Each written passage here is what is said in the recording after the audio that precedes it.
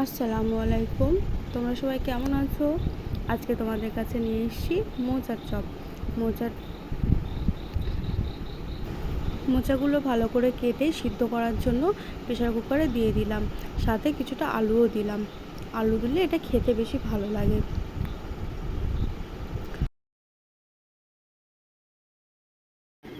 সিদ্ধ করা মোচা আর আলুটা এভাবে ভালো করে মাখিয়ে নিতে হবে, যাতে এর ভিতরে কোনো দানা দানা মতো না থাকে। আর এটা গরম অবস্থায় করলে বেশি ভালো হয়। তারপর স্বাদ মতো মরিচ দিয়ে দিলাম,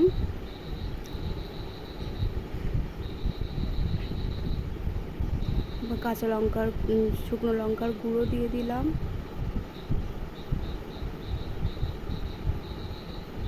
জিরা দিয়ে দিলাম, এখানে আদা রসুন বাটা দিয়ে দিলাম,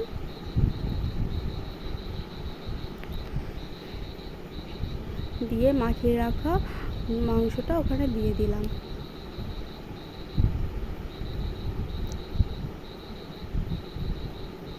এরপরে কিছুটা চাট মশলা দিলাম, চাট মশলা দিলে সেন্টটা খুব সুন্দর আসে। এরপরে কেটে রাখা ধনে পাতা আর কাঁচা লঙ্কাটা দিয়ে দিলাম, দিয়ে ভালো করে মাখিয়ে এরপরে বেসন দিয়ে দিলাম।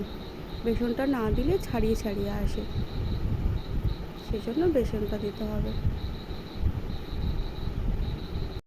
তারপর চুলাইতে কড়া বসিয়ে তেলটা গরম হওয়ার পরে একটা একটা করে ছেড়ে দিলাম, ওগুলো একটু গোল গোল করে দিলাম।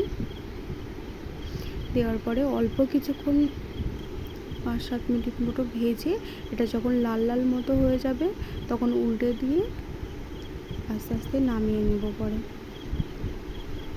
তারপরে দেখো এটা কত সুন্দর কালার চলে এসছে, খেতেও খুব টেস্টি হয়েছে আর খুব মুচমুচে।